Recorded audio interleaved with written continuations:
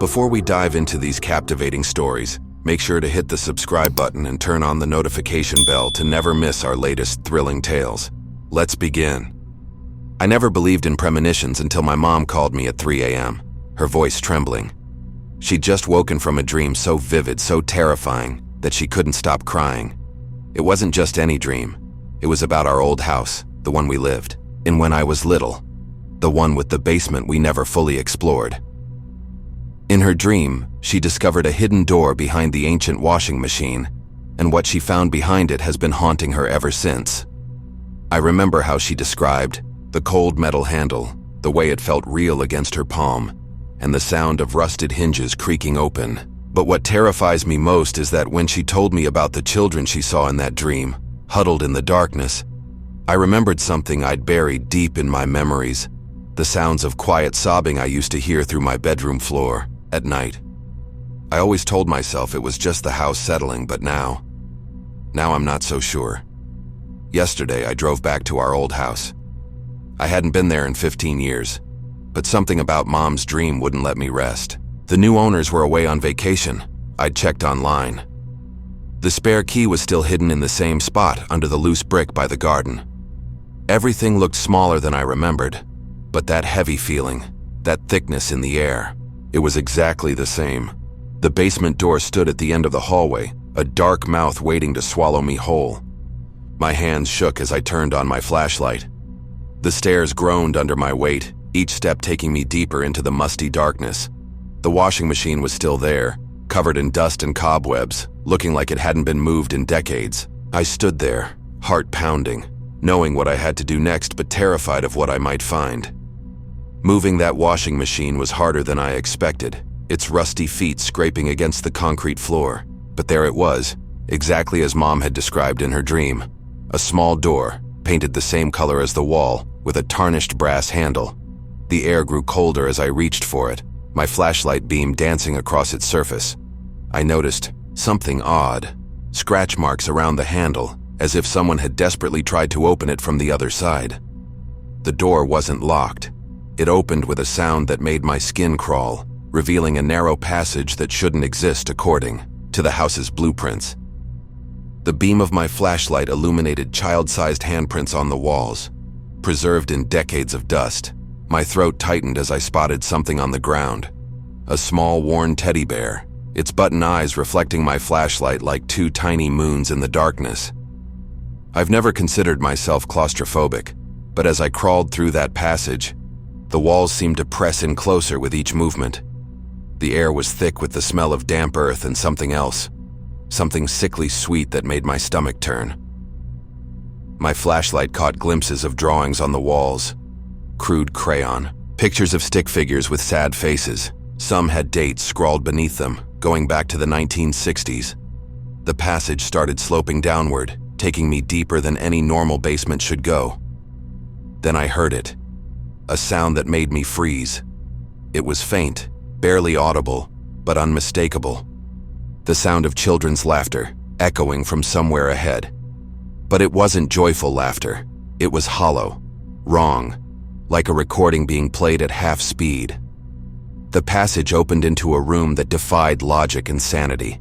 It was circular, with more doors set into the walls, 7 of them, each painted a different color. Children's toys lay scattered across the floor, not the vintage kind you'd expect from the 60s, but modern ones, some still with price tags attached. In the center stood a small table with 7 empty chairs around it, as if set up for a tea party. A music box sat in the middle, its ballerina figurine slowly turning, though I hadn't wound it. The melody it played was distorted, discordant. On the walls, hundreds of photographs were pinned, all of children, all with their faces scratched out. And there in the corner, a pile of small shoes, some caked with fresh mud. That's when I saw them, not with my eyes, but in the beam of my flashlight as it passed across the room. For a split second, 7 small figures appeared in the chairs, translucent like morning mist. They turned to look at me. Their faces, hollow and dark, but their eyes, God, their eyes were alive with a hungry light. One of them spoke, its voice like rustling paper. "You came back." I stumbled backward, my flashlight clattering to the floor. In the spinning beam, I caught glimpses of them approaching, their feet making no sound on the concrete. Another voice, smaller. "We've been waiting for you." They remembered me. They remembered how I used to hear them crying, how I never told anyone, how I left them here alone in the dark. I'm writing this from my mom's house where I've been hiding for the past 3 days. I made it out of that basement, but something followed me. Every night since then, I hear children laughing outside my window. My mom's dream wasn't just a dream, it was a warning. Those children, they're still there, trapped between our world and whatever lies beyond those 7 colored doors. But here's the most terrifying part. I checked the local news archives today.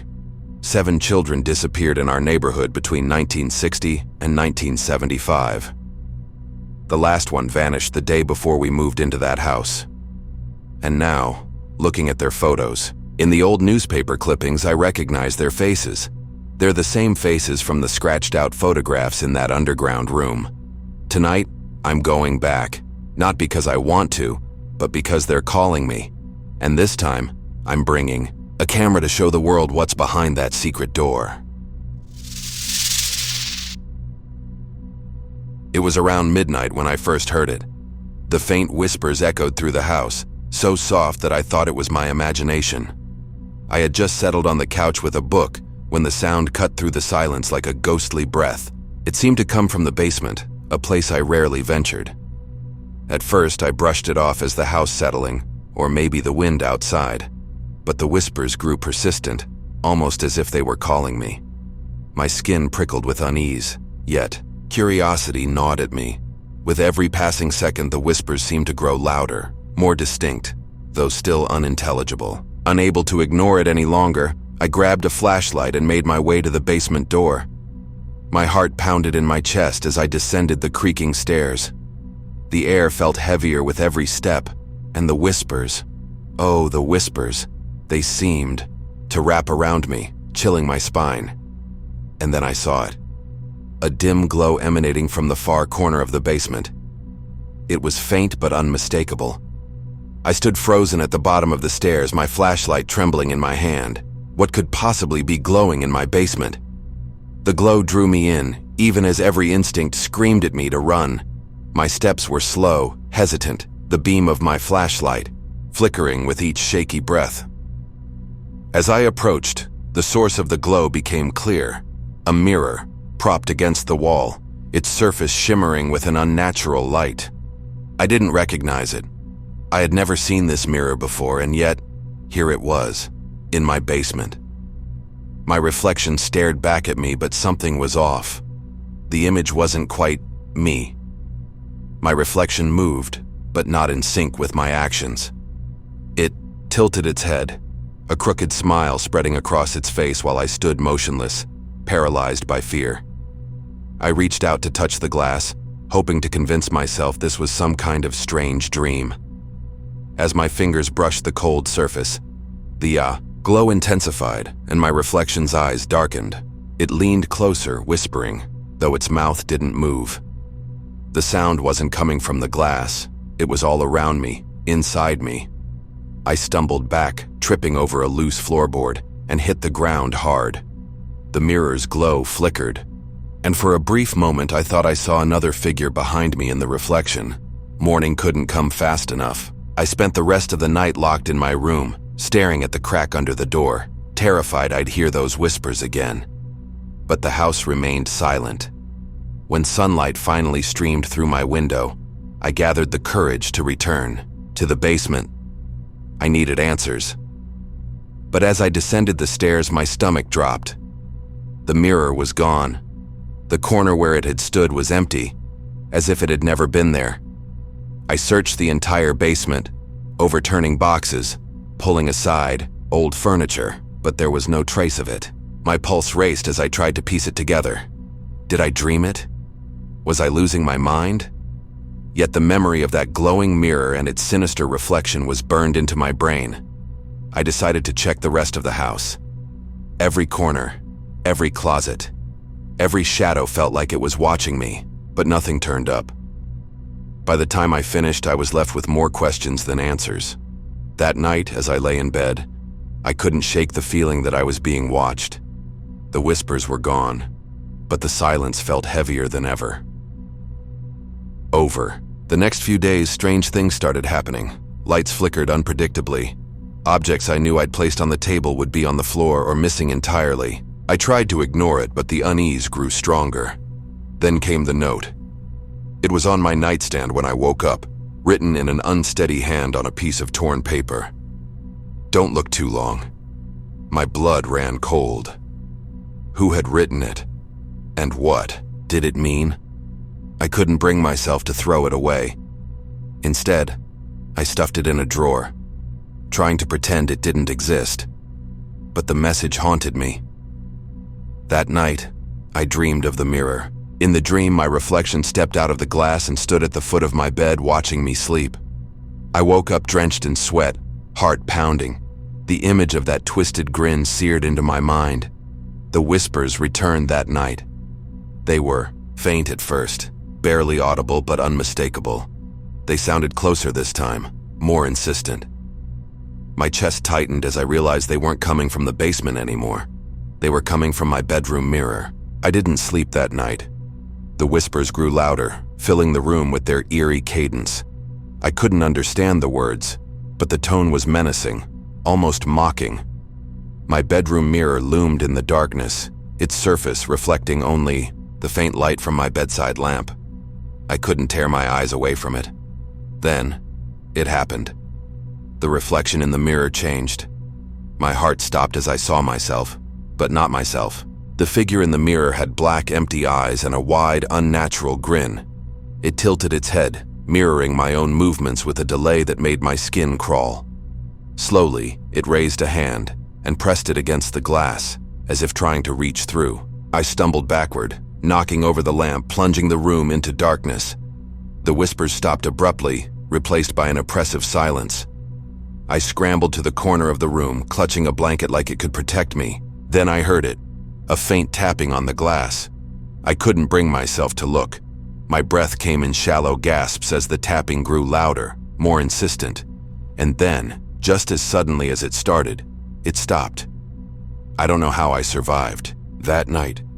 When dawn finally arrived, I hesitated to even glance at the mirror. It looked normal, mundane, as if the horrors of the night before were a figment of my imagination. But I knew better.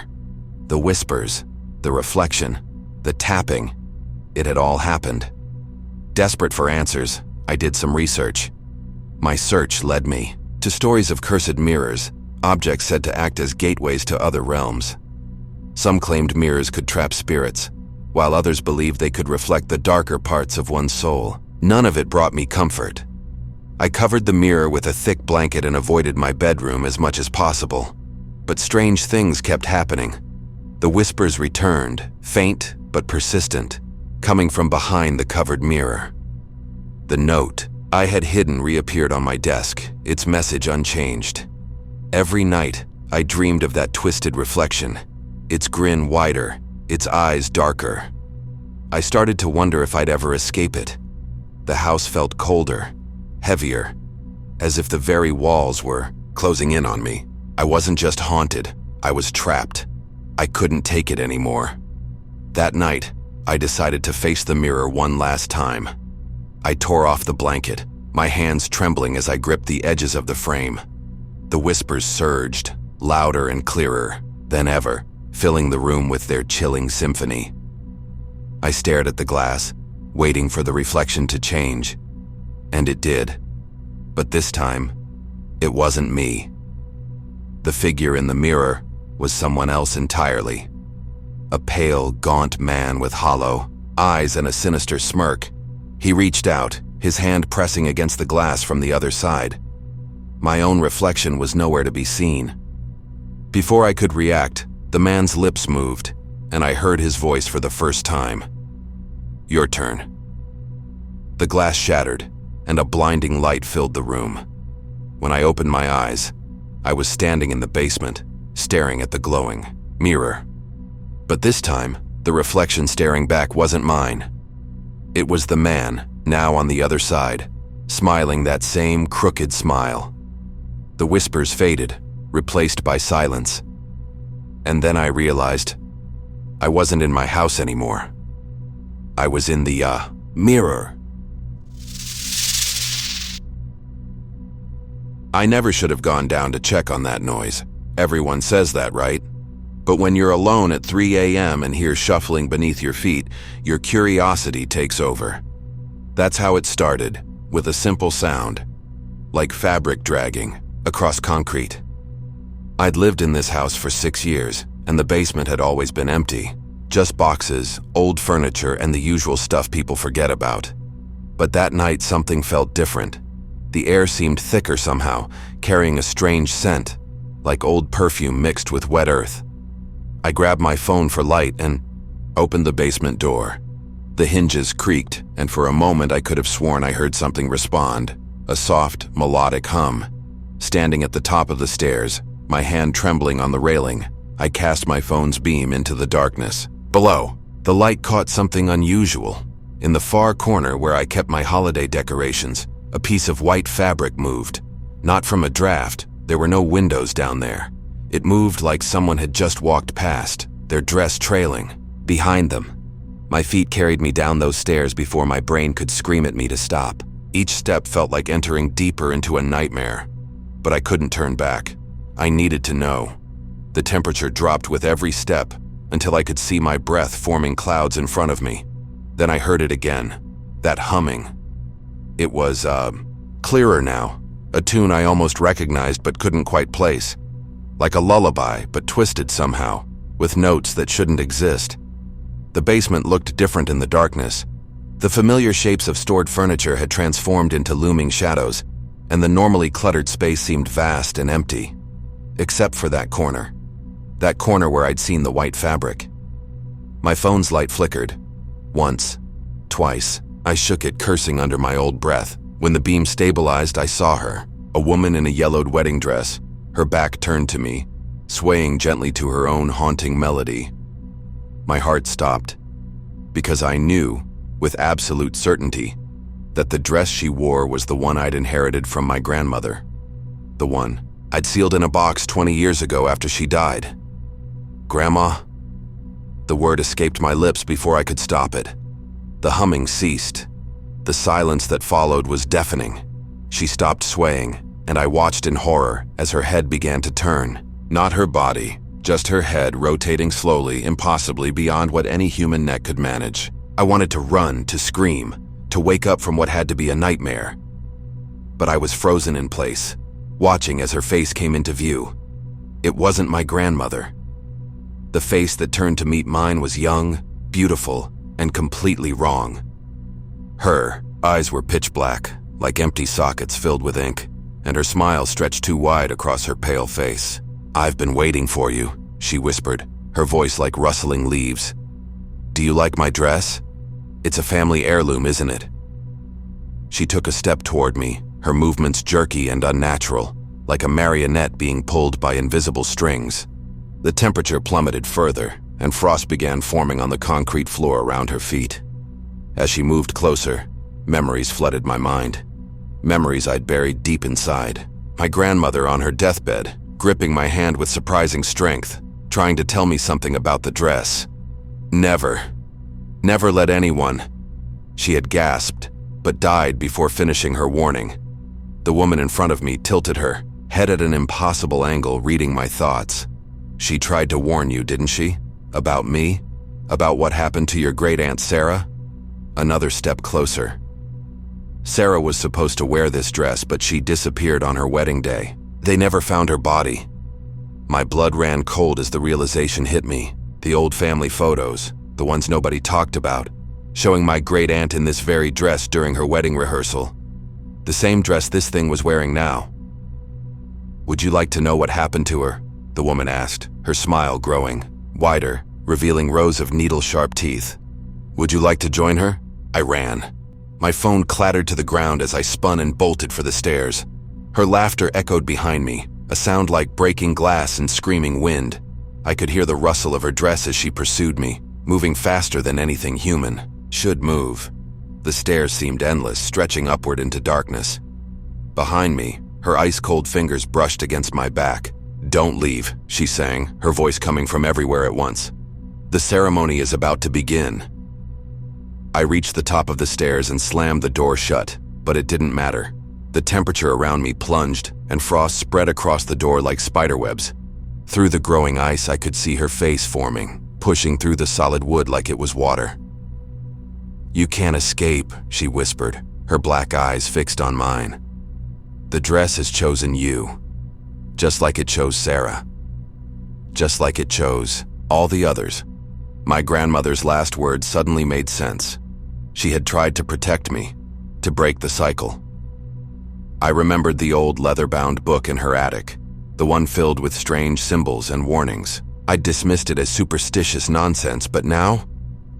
The woman was fully through the door now, her dress glowing with an unholy light.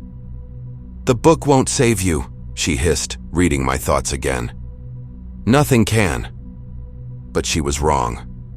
I ran to the kitchen, grabbing the matches I kept in the drawer. The woman followed, her movement now smooth and predatory. "What do you think you're doing?" she asked, amusement in her voice. I struck the match. "Ending this," I replied.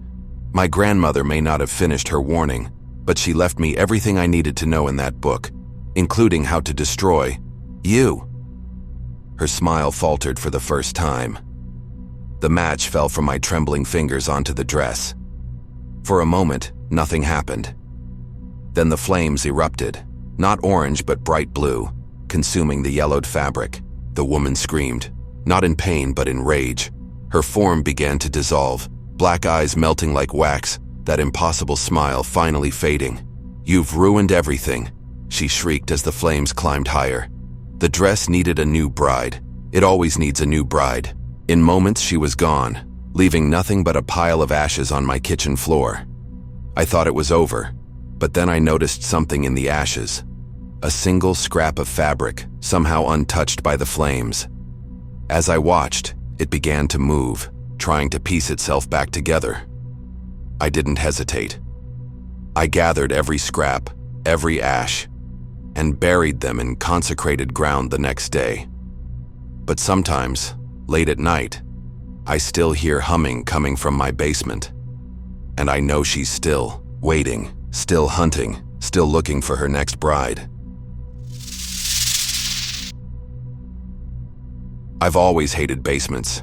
They're cold, damp, and feel like a place where the light doesn't belong. But this one was different. It wasn't just a basement. It was a void, swallowing light and sound. The first time I went down there, it wasn't by choice. I'd heard the faintest sound like soft crying echoing through the vents. At first I thought I was imagining it, but the sound became unmistakable. Each sob was soaked with despair. My curiosity overpowered my fear, and I crept down the wooden stairs, each step groaning beneath me. The air grew colder, thicker, as if the walls were closing in. In the center of the room was a boy, no older than 10, sitting in the corner with his back to me. His shoulders trembled as he cried, but what sent chills down my spine was the shadow on the wall. It wasn't his. It was towering, menacing, and shifting as if it were alive.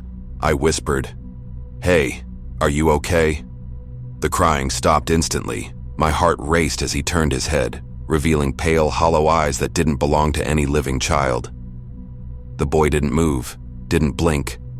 His gaze was empty, but it pinned me in place like a predator eyeing its prey.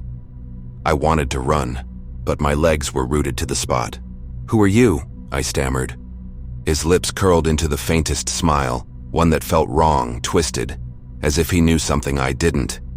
"You shouldn't be here," he whispered, his voice brittle and hollow. The words felt like they echoed from every corner of the room. My skin prickled as the temperature dropped even more. The shadow behind him began to stretch, crawling across the walls, its movements unnatural, like it was alive and feeding off my fear. I'll call for help," I blurted, fumbling for my phone. But when I glanced back up, the boy was gone. The corner was empty, and the shadow had vanished. My breath came in short gasps as I bolted upstairs, slamming the basement door shut. My mind raced with questions, but one thing was clear. Whatever that boy was, he wasn't human, and something far worse was down there with him. I'd hoped it was all a hallucination, a trick of my tired mind. But the marks started appearing. The next day, they were small at first, scratches on the walls near the basement door, as if someone had clawed their way out. I convinced myself it was old damage, something I'd never noticed before. But by the second night, I couldn't ignore it. The scratching sound started just after midnight, faint but deliberate, like nails dragging against wood. I didn't dare open the door, but curiosity gnawed at me. By the third night, the marks had grown. They now stretched across the floorboards, leading away from the basement, like something had crawled through the house. I tried to scrub them away, but they wouldn't fade. It was as if they were burned into the wood. My sleep became restless, plagued by dreams of the boy's empty eyes and the shadow that moved like it had a will of its own. The house was no longer my sanctuary. Every creak, every whisper of wind, felt like it was carrying a warning. The basement was awake, and so was whatever lived there. On the fourth night, I couldn't take it anymore. The scratching had grown louder, more urgent. It felt like it was burrowing into my mind, demanding attention. Armed with nothing but a flashlight and sheer desperation, I made my way back to the basement door. My hands trembled as I gripped the handle, forcing it open. The stairs loomed before me, descending into an abyss that seemed darker than before. I took a deep breath and stepped down. Each creak of the stairs felt like a scream in the silence. At the bottom, the air was suffocating, heavy with a metallic tang. The flashlight flickered as I swept it across the room.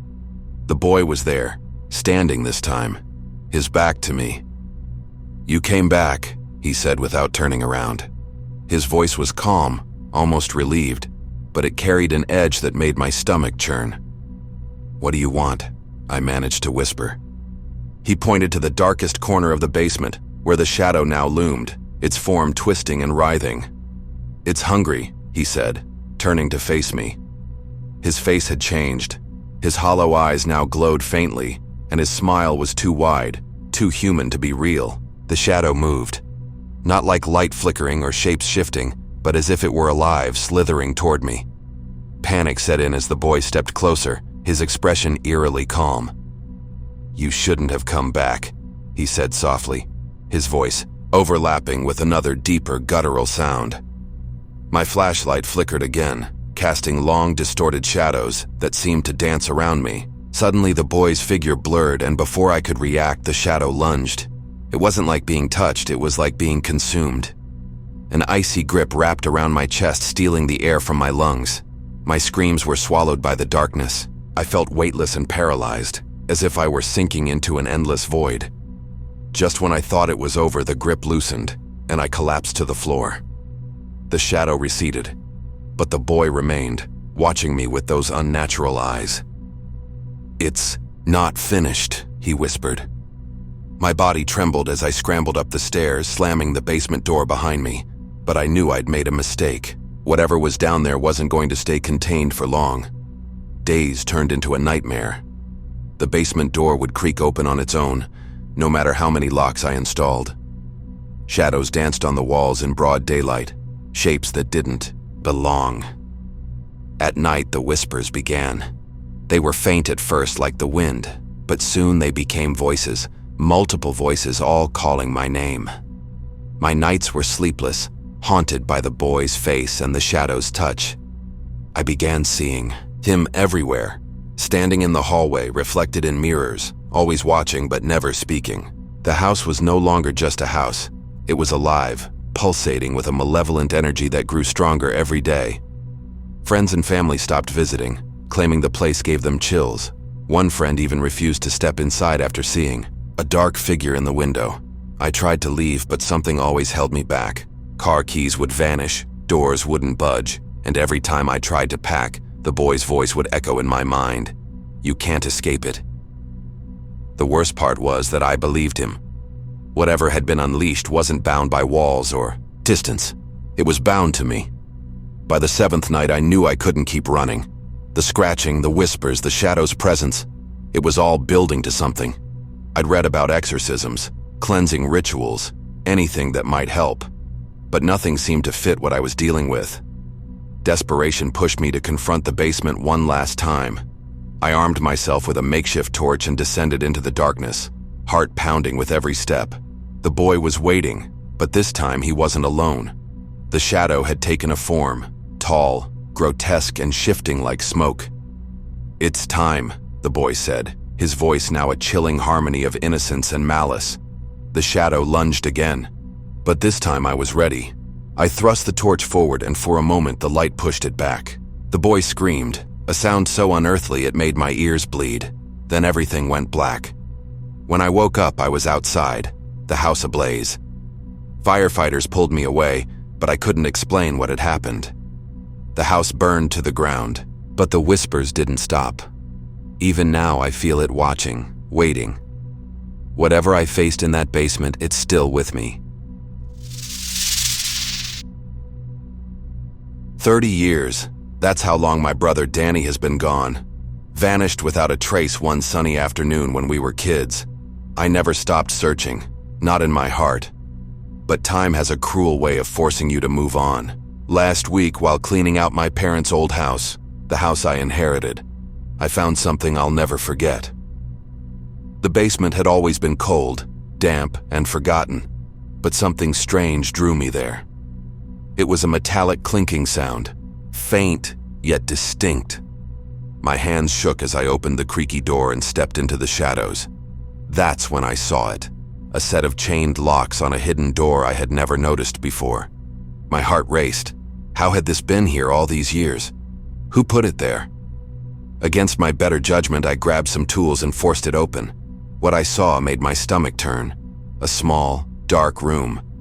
And in the corner, huddled like a forgotten memory, was a man. His face was gaunt, his eyes hollow, but unmistakably, it was Danny. He looked up at me, and in a voice that didn't sound human, he whispered, "You shouldn't have come." Memories flooded back, Danny's mischievous grin, his love for adventure, the way he always dragged me into trouble. I thought he'd run away back then, or worse, been taken. But here he was, unchanged, yet unrecognizable. "Danny?" I stammered, my voice barely audible over my pounding heart. He stared at me, unmoving, as if my presence was a terrible mistake. "I waited," he said finally, his voice raspy and distant. "I waited for you to find me." I froze, 1,000 questions exploding in my mind. How had he survived down here? Who had done this to him? And why didn't he look normal? His skin was pale and sallow, his once bright eyes now sunken and devoid of light. I stepped closer, but he recoiled like a cornered animal. "You shouldn't have opened the door," he repeated louder this time. My instinct screamed at me to run, but I couldn't leave him, not after all these years. "Danny, who did this? What happened?" He didn't answer. Instead, he pointed to the walls, scratched and clawed beyond recognition. Then he whispered something so chilling it froze me in place. "They're coming back." His words echoed in the silence. "They're coming back." Who were they? My mind raced, piecing together fragments of stories and whispers I'd heard as a kid. There were always rumors about our house, that it was cursed, haunted, but I never believed them. Now, staring into Danny's hollow eyes, I wasn't so sure. "Danny, we need to get out of here," I said, pulling him toward the basement stairs, but he didn't move. "You don't understand," he said, gripping my arm with surprising strength. "They're already here." A chill ran down my spine as the temperature in the room seemed to drop. The dim light flickered, casting grotesque shadows on the walls, and then I heard it. A low, guttural growl followed by a scraping sound, like claws dragging against stone. Danny's face twisted in terror. "It's too late," he whispered. The growling grew louder, closer. Panic surged through me. I grabbed Danny, desperate to pull him away, but he resisted, his gaze fixed on the dark corner of the room. "You opened the door," he muttered, his voice breaking. "Now we're both trapped." The growling turned into a guttural roar, shaking the walls around us. I turned toward the sound and saw something emerging from the shadows. It wasn't human. It wasn't anything I could comprehend. Its form shifted, its limbs elongated, its eyes glowing like burning coals. My body froze in sheer terror. Danny whimpered behind me, curling into himself. "This is why I stayed," he cried. "To keep them locked away." My stomach churned. He had been a prisoner, not of a person but of these things. And now, because of my curiosity, they were free. The creature lunged, its claws scraping the ground as it came for us. Instinct took over, and I shoved Danny behind me. I grabbed a rusted metal pipe from the floor and swung it wildly. The creature screeched, retreating for a moment, but its presence was suffocating. "There's more," Danny croaked. I glanced back at him, and my blood ran cold. He was right. The walls seemed to pulse and shift, as if more creatures were clawing their way out. "We have to seal it," I shouted, but Danny shook his head. "It's not that simple." Time seemed to slow as more creatures emerged, their grotesque forms writhing and twisting. The air was thick with a nauseating stench, and their growls reverberated in my skull. "Danny, how do we stop them?" I yelled, my voice cracking. He looked at me with tears streaming down his hollow cheeks. "You can't," he whispered. "The only way to keep them contained is to sacrifice someone." My heart dropped. No, there has to be another way. But deep down, I knew he wasn't lying. Danny's gaunt frame, his sunken eyes. He had been the sacrifice for 30 years. He had kept them at bay, endured unimaginable horrors, all to protect us. "Go," he said, shoving me toward the stairs. "Lock the door behind you." I hesitated, torn between saving myself and abandoning my brother. "I can't leave you," I said, my voice trembling. "You have to," he replied. "You don't know what they'll do if they escape." The creatures edged closer, their growls growing louder. Danny's face hardened with resolve. "Do it now, or it's all over." With trembling hands, I backed toward the stairs, Danny's haunting gaze following me. "I'll come back for you," I promised, though I wasn't sure if I believed my own words. He shook his head. "Don't. This is where I belong now." As I reached the top step, one of the creatures lunged for me. Danny moved faster than I thought possible, tackling it to the ground. "Go!" he screamed. I slammed the basement door shut, my chest heaving as I fumbled with the locks. The sounds from below were horrific, screeches, growls, and Danny's pained cries. Tears streamed down my face as I secured the final lock. Silence fell. I leaned against the door, my mind racing. Was he alive? Were they contained? The guilt was unbearable. I had found him, only to lose him all over again. But something wasn't right. The silence felt wrong. And then, from behind the door, I heard it. A faint whisper. "You should have stayed." I've tried to move on, but I can't. Every night I hear them, the whispers, the growls, the faint scratching from beneath the floorboards. I've tried everything, selling the house, destroying the basement door, but nothing works. It's as if they're tethered to me now, haunting my every step. I've stopped sleeping. Every creak of the floor, every gust of wind makes me jump. And then there's Danny. I see his face in my dreams, his hollow eyes staring back at me. "You shouldn't have opened the door," he says, over and over, his voice echoing in my head. Last night, I woke up to find scratches on my bedroom walls. They weren't there when I went to bed. And this morning, I found a note slipped under my door. It was written in Danny's handwriting. "They're coming for you. I don't know how much longer I can hold on. If you're watching this, consider it a warning. Some doors are meant to stay closed, and some things once unleashed can never be stopped."